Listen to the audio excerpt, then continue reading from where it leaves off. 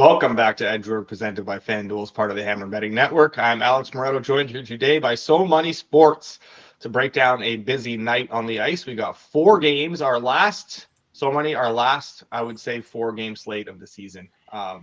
Unless all 4 teams who play tonight that are down 3-2 force game 7s, then we'll have a 4-game slate on Saturday. That seems very, very unlikely, though, given where these games are lying. So this is the last 4-game slate of the season. From here on out, we're going to have a lot of 2-game slates, maybe the odd 3-game slate, but we're getting into the nitty-gritty of the playoffs right now as another series came to an end last night, and that was the Montreal Canadiens, who bid farewell to 2024-2025 and started their offseason.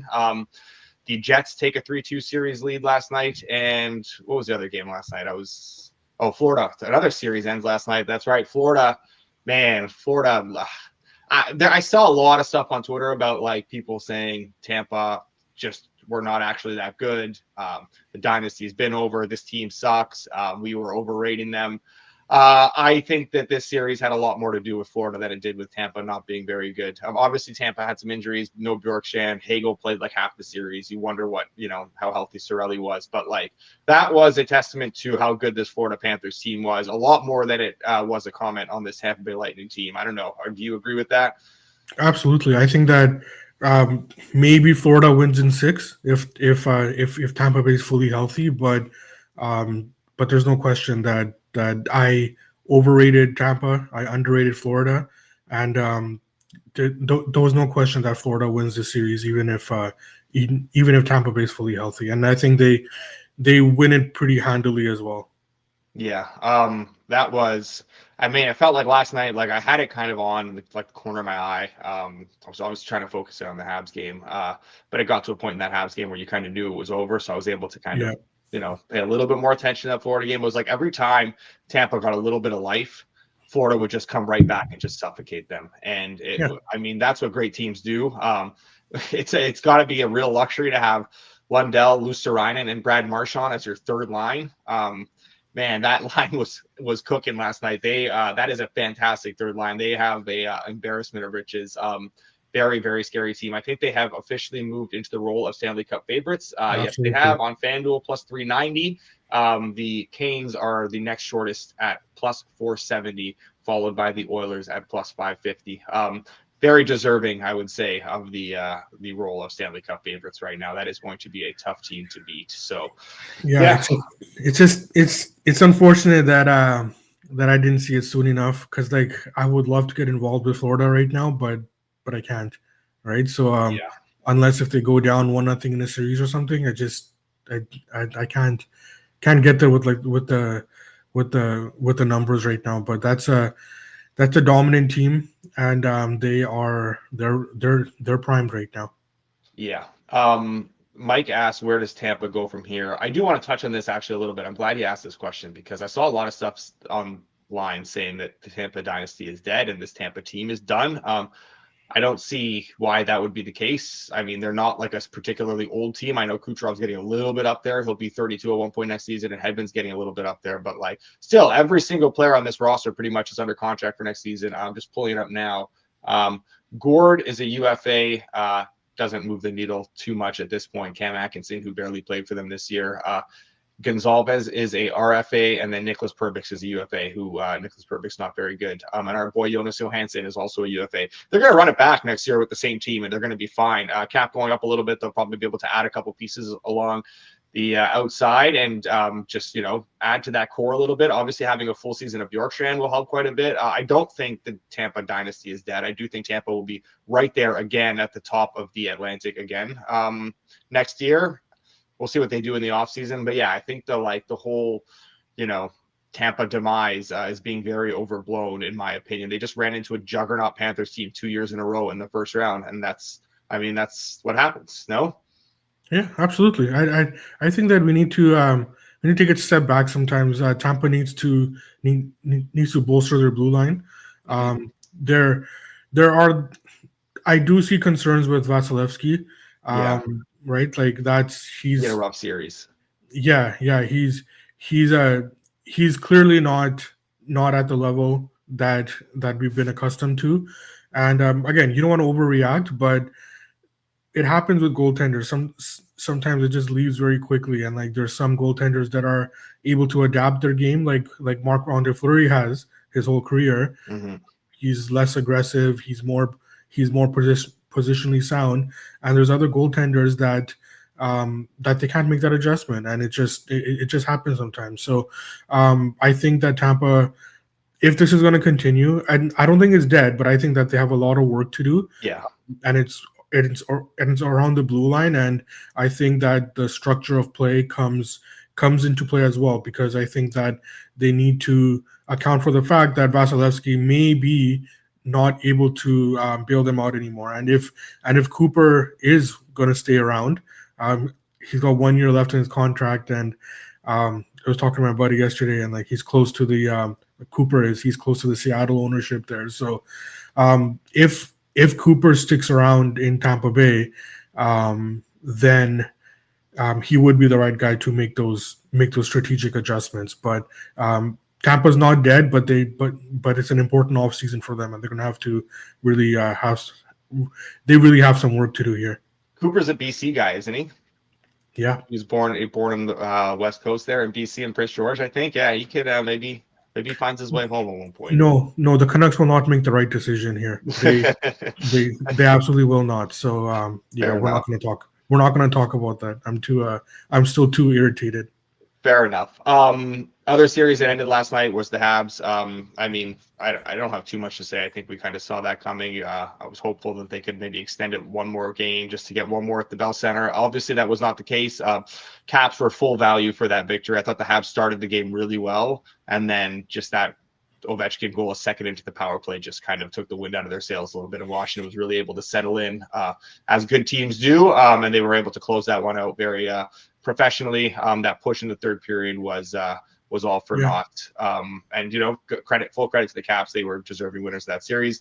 From a Habs perspective, I mean, got about all I could ask for out of this season. Realistically, got meaningful hockey down the stretch, meaningful regular season hockey, and then a taste of playoff hockey for these young guys. Got Demidov over here a lot earlier than expected, which was great for him to be able to just get a little cup of coffee in the NHL before going into a full season next year. I'm sure they'll be back. I know nothing is given in this league, and you got to take what's yours, but the trajectory they're on is encouraging, and overall, I mean, it sucks to lose obviously in the playoffs, but like I feel pretty good, all things considered. I think a few weeks from now we'll be able to look back and be like, that was a very, very successful season. Absolutely. I think that this is another series where, I mean, the better team won, and like you said, it was a very professional way for Washington to close that series out in those last two games there. Even when they got in a little bit of trouble in Game 4, where it got a little bit tight, they were able to just shut it down. And in Game 5, they just choked the life out of the Habs. And I mean that's a very professional outlook of that game. So Montreal, they should be back. I mean, if the problem in this league, well, not the problem, but the thing in this league is that progression is not linear, right? Like just because this team made the playoffs doesn't mean that they're going to win a round next year, right? Sure. Like they need to. Doesn't even mean they're going to make the playoffs next year. Exactly, right? So so they need to keep going. They need to be okay with. They may take a step back next year. They may miss the playoffs next year, but it doesn't mean that it doesn't have to be a negative thing for the long-term future of this team, even if they do miss the playoffs next year, right? So, I think team still has to stay hungry. I think the young kids still, I mean, they're led by Suzuki and Caulfield. So like, I'm not, and Lane Hudson, and like, I'm not worried about those guys staying hungry. That's a very solid core to build around there. So, and Washington. Washington going to be a problem. They play playoff hockey, right? That's a team that's heavy, that's built for the playoffs, and they're getting good goaltending too. So I think in terms of matchup wise, if we're looking at a team that can knock out Florida, I think Washington is the best suited stylistically to do that. But that Carolina series is going to be really tough.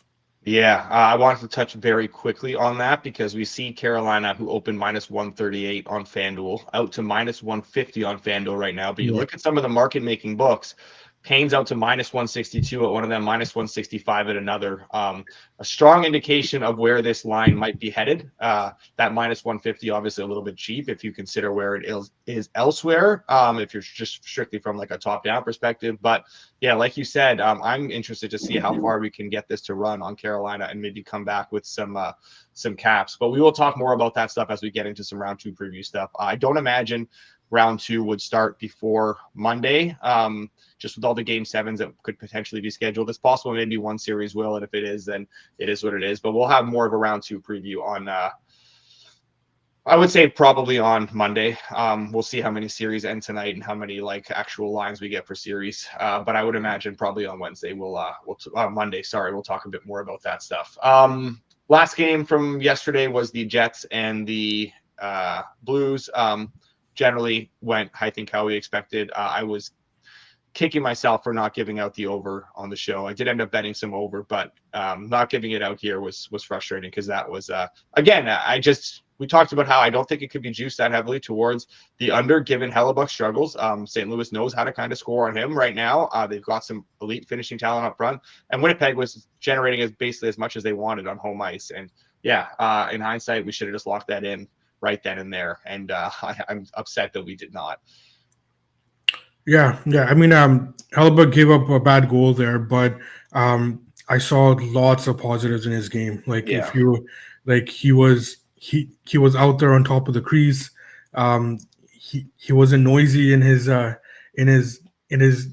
positioning. He didn't have the he didn't have the dancing feet. So yeah, I thought he looked really good. I think that, and like afterwards I was breaking down his numbers here, and again, it's not the Hellebuck that we have become used to, but the way that he's been playing this series, this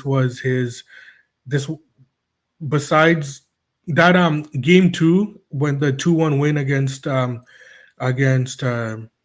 Blues there, that game was slightly better.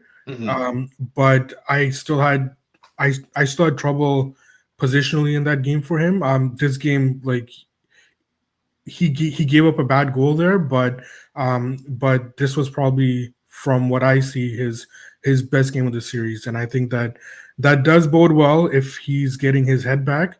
But again, he needs to do it in St. Louis, and he had a tough stretch there in games 3 and 4 against the Blues. So if he can channel that success and like that kind of positioning and how strong and confident he was in his net, the Jets will be okay. But we need to see it happen in St. Louis.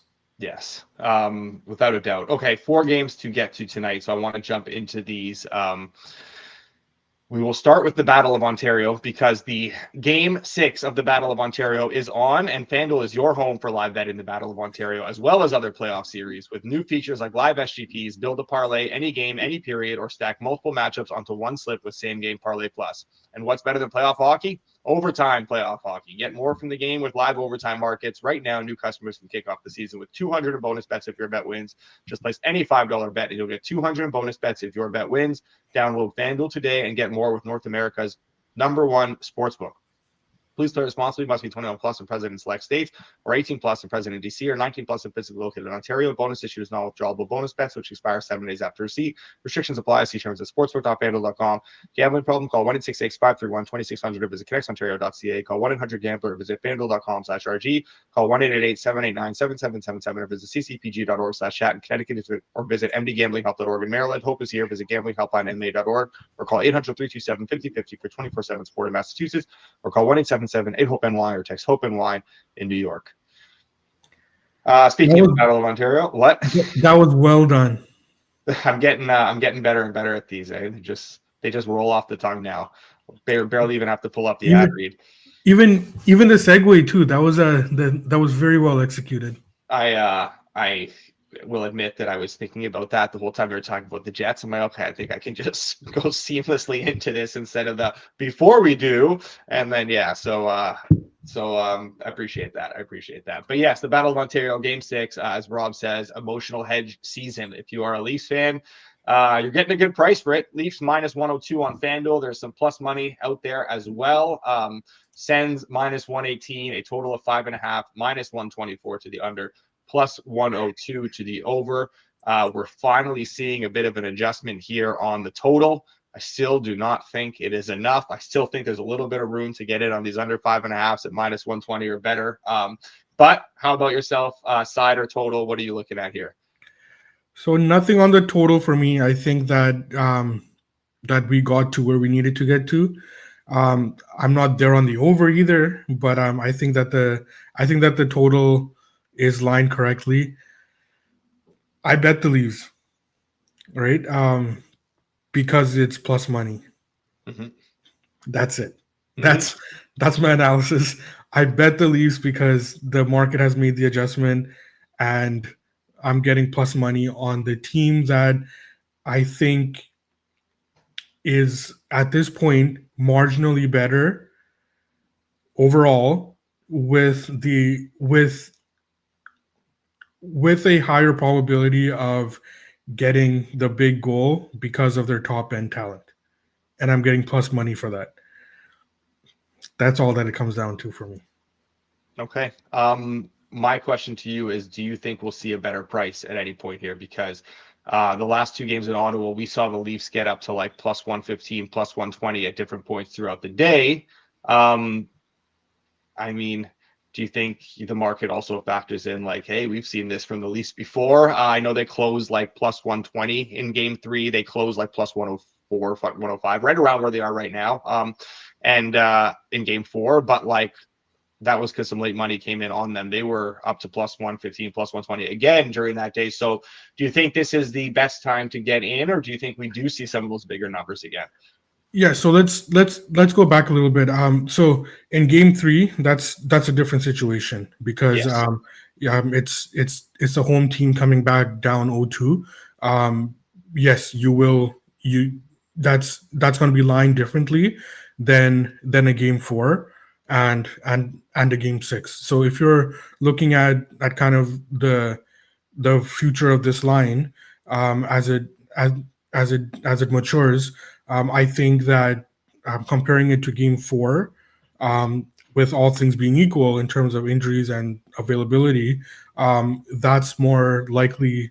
That's the more likely script for this game rather than Game 3, right? So I think that if that is the case, I think that it's probably the right time to bet on the Leafs. I don't think that the Ottawa money that came in already came in early, right? That's why the Leafs were priced how they were in the morning. I think from here on, I would be surprised if the Leafs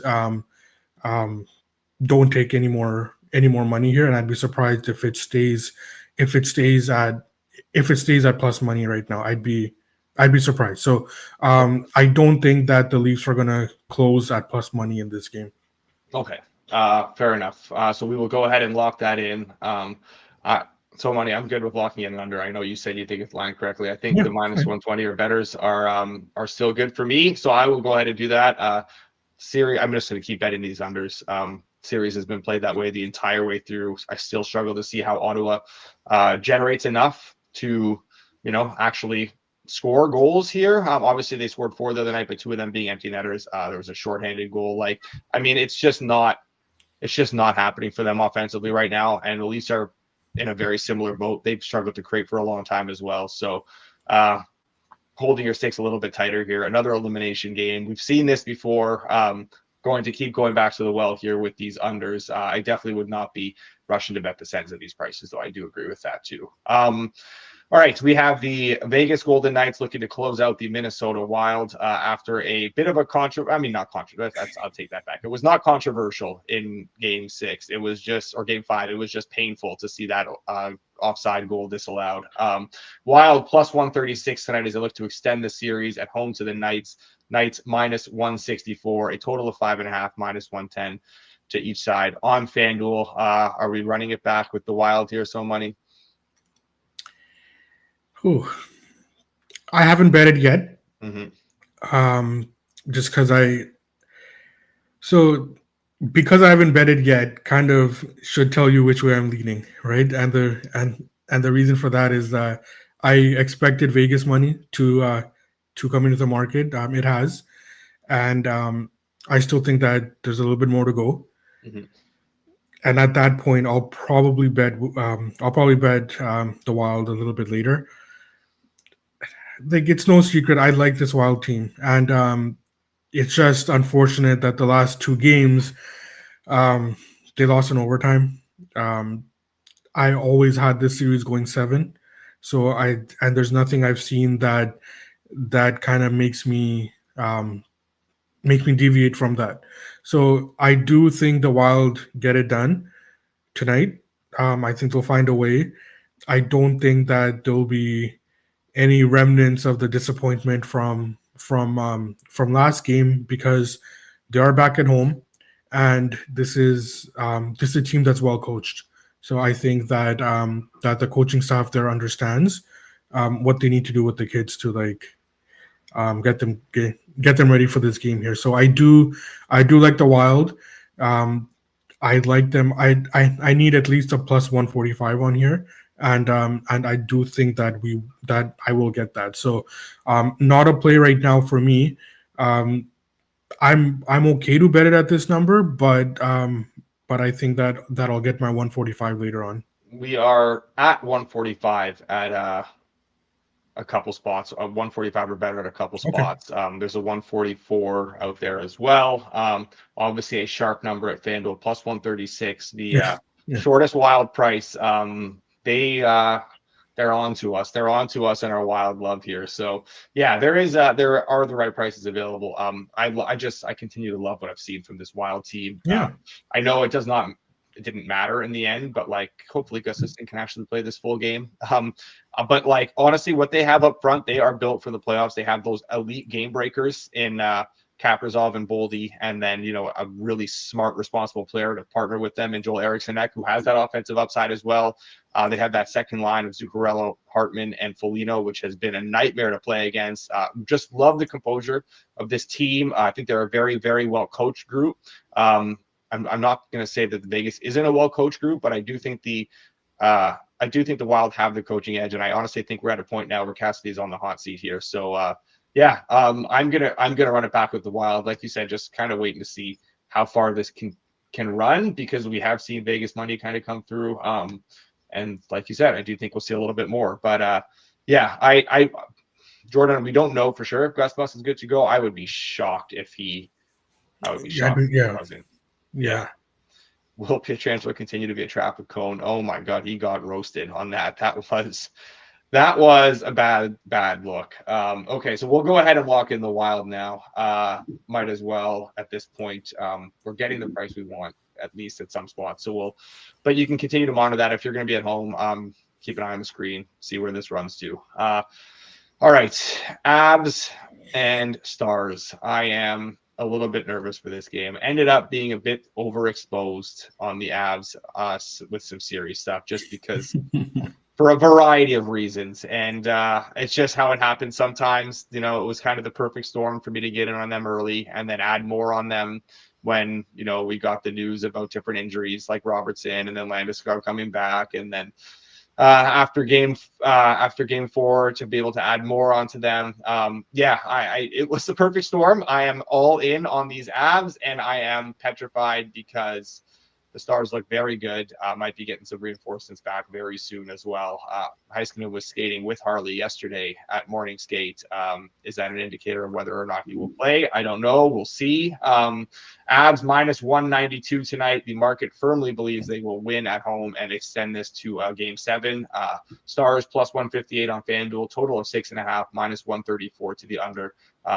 Mostly 6s across the board. 6s juiced over. Where are you at for this game? We've seen drastic changes from both teams on a game by game basis. Yeah. And it just goes to show that I do believe in in-game momentum. I do think that's a thing. Obviously, if you played at any level, you know that things can snowball on you pretty quickly, and also it can go the other way where you get that burst and like everything is going right and it just keeps clicking. In-game momentum, I believe in. I don't believe in game-to-game momentum. I don't think that's a thing, especially at this level. I think that that for the most part, teams are able to reset, and each game is its own entity. Mm-hmm. And we're seeing that in this series, right? How many times have we written off Dallas and they just come out with an incredible effort, right? I think we're going to see that from Colorado here. It's not necessarily that Colorado has been written off. It's just that they weren't, probabilistically speaking, they weren't supposed to be in this situation. They weren't supposed to be down 3-2 heading to game 6. I did feel that in the initial preview, I felt that this would be a long series. As the series started, I thought that Colorado looked very good, and I kind of changed my thoughts a little bit to kind of think that it might be a short series for Colorado. And then Dallas blew my socks off. They're a very, very impressive team. I do think that we'll get similar to what we got on Saturday night. I think that we'll get Colorado's A effort. And we've seen in this series, even in this series, that when Colorado's ceiling propels them to a very high level. Mm-hmm. And I think that they will get there. I do like Colorado. I don't like the price. We are into the minus 190s right now. Minus 200 some places. Yeah, that's just too high, Mm-hmm. right? So even though I like Colorado, I'm not going to be betting that number. And I don't even think I'll get it. I'll get live opportunities here. So I'll be sitting this game out. The over's getting juiced. I I kind of like the under there. It's just a matter of if this is a game that's on Colorado's stick. I think that Colorado, we see what we kind of saw on Saturday, where it's a strong defensive effort combined with timely scoring. If that's the way that this game goes, then I think under is the play. So Colorado and under are correlated in my opinion. Mm-hmm. Um, but there's nothing right now that's compelling me to make a bet in this game. I reluctantly am making a bet in this game. It's hard for me to. I want the Avs to win, obviously, and there's a good chance I can get Polish middled here with an Avs win tonight and then a Stars win in Game 7. But I am taking the Stars money line tonight just because this is an absurd price. I mean, you're getting up to plus 173. Some spots there's plus 170 available. I mean, they do not have, like what, 37% chance of winning this game. Yeah. They have a higher percent chance than that of winning this game, especially how this series has gone. I've been impressed with them. I talked about it the other day. I was wrong on how I thought the series was going to go. At one point, you just have to eat it, and I do think the Avs win tonight. I don't think they win, 65% of the time, though. That's basically what this boils down to. It is strictly price sensitive. I do think the Avs win, but like the Stars are getting way too big right now, this number. They're playing a really, really good series, and this is a very veteran and, a very veteran team with a very good goalie, a well-coached team. The moment is not too big for them. You're paying a premium here because obviously people think the Avs going home are going to extend this to 7. And I'm going to be all over the place in this one with the Stars bet and Avs series stuff, but that's just the way it goes. Stars in 7, and Jordan, you can't sell your house because I might need to rent a room from you. So please keep that in mind before you do anything drastic. So I'm going to go ahead and lock in the Stars, strictly price sensitive. But yeah, that's what this boils down to right now. Kings and Oilers, final game of the night. Don't even want to talk about this one. Kings make me absolutely sick. The fact that we're sitting here right now, looking at their season being on the line in Game 6 in Edmonton is disgusting, given where we could have been. But that is just the reality of the situation. Kings plus 142 tonight to extend the series. Oilers minus 172, a total of 5.5, minus 138 to the over. This is 6 is really, I bet the under the other day because there was a massive adjustment. Total was drastically adjusted up, and now it's been adjusted down significantly. Again, we're back to another kind of what I think is a fairly reasonable price here. If anything, maybe a little bit of value on the over as we go back into Edmonton and how these games have been played in Edmonton. They've been a lot more high event than the games in LA, which is a lot of the reason I had that under the other night. So I can definitely lean over here. I have seen this number on the Kings climb to a point where I have to bet it. I hate myself so much for so money, but I have to bet the Kings at plus 150. How can you not? Like, talk me out of it, please. I need someone to talk me out of it. So that I see what you're saying. That number has gotten out of control. It opened, I believe, around minus 130. We're up to the minus 170s right now. All right, that's absolutely insane. I don't know. I can't get there on the Kings. Obviously, I show an edge on the Kings, right? Like if I like them this much pre-series, then obviously I'm going to like them at this number, even on the road. I don't think that this series is over. I think that the Kings will have a lot to say tonight. The problem is with the Kings that they fucked themselves, right? I mean, like, how else can you say it? You have guys now that are tired because they had their minutes overextended early, right? You have situations where like Edmonton is just rolling their lines, and like Draisaitl and McDavid didn't even have to take over last game, and they still won on the road. That game 5, the way that game started, that was very concerning because that was supposed to be the Kings' ceiling game. That was the game that they come back home and they not only give an A+ effort, but they hit their ceiling in terms of gameplay. If it wasn't for Kemper, it's 4-0 in the first period at least for Edmonton, right? And that's very concerning how that team came out prepared or unprepared for that game. You don't want to blame it all on a coach, but we've seen this before where some of the decisions that a coach makes, you can lose your team pretty quickly, right? He panicked in game 3 with that challenge. Mm-hmm. That was a panic move. It was unnecessary, and it's unfortunate that that ended up being the turning point of the series, right? Because at the end of the day, that game was still 4-4 in the third period. You're on the road and you're up 2-0. There shouldn't have been any sort of panic there, and that filters down at the team level, right? Your idiot coach is making panic decisions. Mm-hmm. You for sure are gonna feel that effect throughout that lineup. And then the way he handled the third period in game 4, that was ridiculous as well. So it just goes to show that it is correlated. It's not game by game momentum, but it's the implementation of the game plan. That's the issue that I'm having right now. And even if at this point he wanted to change that, if for whatever reason, if for whatever reason they want to feel that they can roll 4 lines, it's too late at this point because these guys are already overextended on their minutes.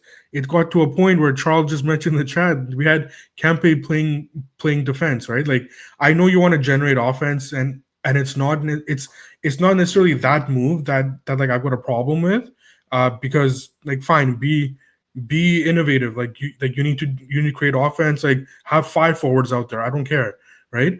But because it's coming from that guy after the moves he made, um, again, it just seems desperate. It seems panicky It because it's is. him, and it's unfortunate because it is a different standard. If Paul Maurice put out four forwards yesterday, we wouldn't think twice about it. But because he did it, right, and based on the decisions he's made in this series, that does raise eyebrows, right? So yeah, I don't know. The price is fine on the Kings. They're just too much scar tissue now with this series that I don't know how the Kings shed that, um, especially especially in the middle of the game when the Oilers decide that okay, we're going to start turning it up now and we're going to come in waves. This Oilers team, um, they they love to get behind, but when they get on an even keel with you, they know how to put it away as well. So I don't think that we're gonna get a bad effort from the Oilers, which is what the Kings need in order to win this game. But the Oilers are not going to give it to them. So that's why I'm having a tough time getting there on the Kings here. I agree with everything. You were right. There is the scar tissue. We do need to see the Oilers kind of give the Kings a little bit here in order for the Kings to win this game. But like that is all factored in and then some in this line, in my opinion. And that's basically what this boils down to. I don't have confidence in LA right now. They have shattered my confidence. I can only imagine what theirs is in that room. But I'm getting plus 150, plus 153 to bet on them tonight in Game 6 to extend the series, and I'm going to take it. I have to just trust in these prices where they are, and I'm so dejected as to like how we are sitting here right now with the Kings probably on life support, given where we could have been in this series. Like all the King stuff I had here that was looking so good early on. And C-Mac nailed it there, right? Like this series was headed for a sweep. It was right there. It was all set up. The Oilers didn't have their game yet. They were still working through stuff. Their defense didn't look good. It was right there, and then that idiot makes that challenge. Mm-hmm. I've never seen that in my life where he makes that challenge and then he bottles it in Game 4, just back to back, just terrible. I've never seen that in my life. I was trying to think back. Like I'm hard pressed to remember a coach just doing that. I mean, it's especially when your team was right there. Mm-hmm. I know. Yeah. God. Well, nonetheless, it is dog day in the NHL for us. 4 sides, all plus money here. The Leafs, the Wilds, the Stars, and the Kings. I don't know what's going to happen tonight, but I am excited to break it all down tomorrow. I'll tell you that much. 5 best bets for us tonight, actually, because we have the under as well in the Leafs and the Oilers. I'll pull up our best bets in a second here so I can recap as you continue to send our goal scorers. I see we've got a bunch from John Smith already, so I appreciate that. Tonight's best bets: Toronto, Ottawa under 5.5 minus 118, Leafs plus 103. Wild plus 144, Stars plus 169, Kings plus 153. As Jen Rummy says here, Caps plus 140 for the series. We did talk about that earlier. Definitely agree. I think we both agree there, but let's see how high this climbs because the market loves those Canes. Let's see what price we can end up getting on this Caps team. All right, that's our best bets for tonight. Goal scorers, before I go to the chat, So Money, did you have anyone you wanted to include tonight? No. Okay. No, not right now. Let's start with the Dallas game. We got 2 suggestions here from John Smith. We got Jamie Benn and Mikko Rantanen. Boy, wouldn't that be something if Rantanen scored a big goal in Game 6 against the I was just thinking that too. Rantanen would be something else. Yeah. Plus 230 on Rantanen there. That's Benn plus 440. Yeah, I think let's come back to that. Okay. I do like it. What is McKinnon's price right now? McKinnon is plus 110. No, I'm not gonna do that. Plus 110. I mean, he's scoring tonight, but yeah, He is gonna score, but he's definitely scoring tonight. yeah, but not plus 110 though. You know who I do like from that game? Brock Nelson. No. You know who I like in that game, who I always like in that game, Arturi Lehkonen.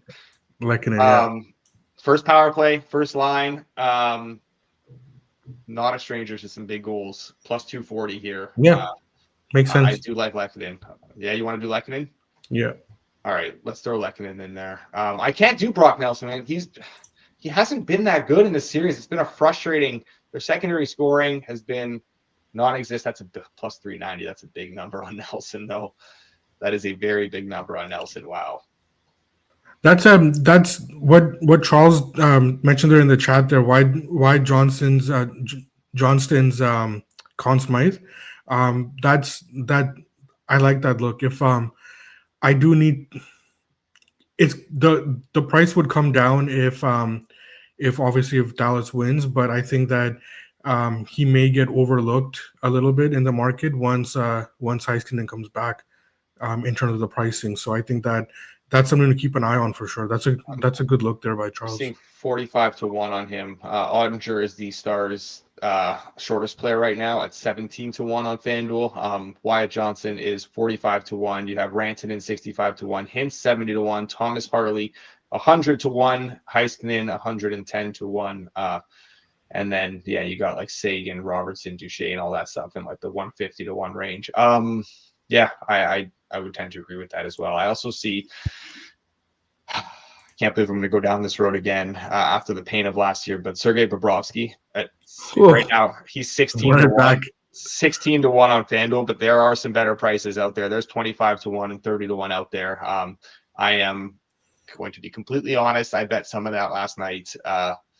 I am a sucker, apparently, for a Sergei Bobrovsky Conn Smythe bet. Third year in a row, I'll have some Bob Conn Smythe. So, yeah, here we go.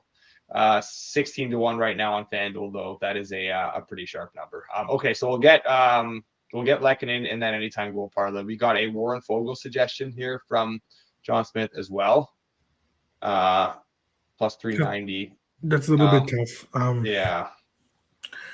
Let's come back to that. Okay. Mitch Marner, anytime goal, break the narrative. Why not? I saw a hilarious comment on a Leafs article.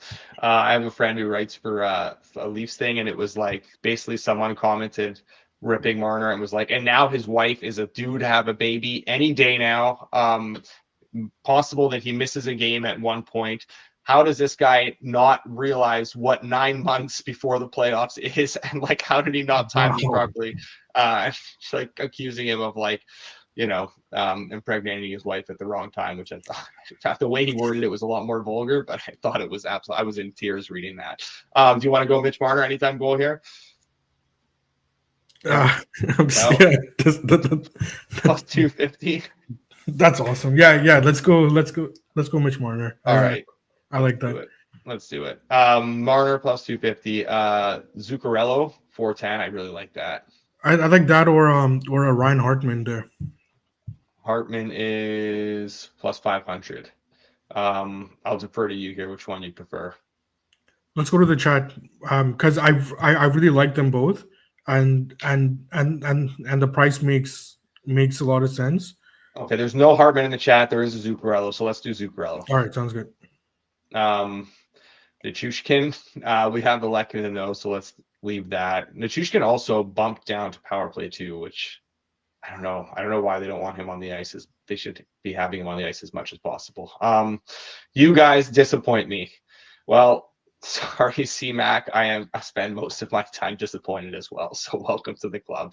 All right. We disappoint ourselves all the time. Yeah, we disappoint ourselves all the time. How many is that? That's what? Marner, Zuccarello, and Marner, Zuccarello. What was the first one? We had Lehkonen. Do we want a fourth? The game we would need a guy from would be the which game were you missing? Someone, the Oilers game. Sure, let me pull up Edmonton's chart here. Oh, not LA's, hey? Just no faith in the Oilers. I was gonna go to LA, but I just wanted to look at Edmonton first. McDavid plus 140. Oh, that's interesting. How can we not add McDavid 140 in there? Yeah, that makes a ton of sense. Okay, throw McDavid in there. Kevin Fiala makes sense too. I would prefer Fiala scores, but maybe he's gonna play defense tonight. I don't know. Hiller might just scratch him last minute just because he had a hunch, ate some bad soup for lunch, and now he's making panic decisions based on his gut. All right, we'll throw McDavid in there as the fourth leg. So that is Arturi Lehkonen, Matt Zuccarello, Mitch Marner, and Connor McDavid. 145-1 tonight's anytime goal parlay, as well as 5 best bets for us tonight. Leafs Sens under 5.5 minus 118. Leafs plus 103. Wild plus 144. Stars plus 169. Kings plus 153. That will do it for us today. A big show tomorrow. Just the one game on the ice tomorrow night, but we will have 4 games to break down from tonight. And we also will have at least one, I'm sure, Game 7 on Saturday, if not more, which we will also be breaking down tomorrow because we will have lines for those games, and obviously there's no Saturday show. So anything that happens for tonight that has game scheduled for the weekend, we will get to all those games tomorrow as well. So we will make sure tomorrow is a busy show despite just there being the one game on Friday night. Yeah, I know. As Charles says, don't jinx us. Might just have to parlay all of the teams that are up 3-2 tonight, so that we can at least, hopefully guarantee ourselves a game 7 or 2. Don't need all these first round series being over this quickly. We need a couple game 7s, so hopefully we can get that. All right, appreciate everyone for tuning in. We will be back tomorrow for a busy show. Before you leave, make sure you like, subscribe, all that sort of stuff. See you tomorrow. Until then, enjoy the games tonight, and good luck on your bets.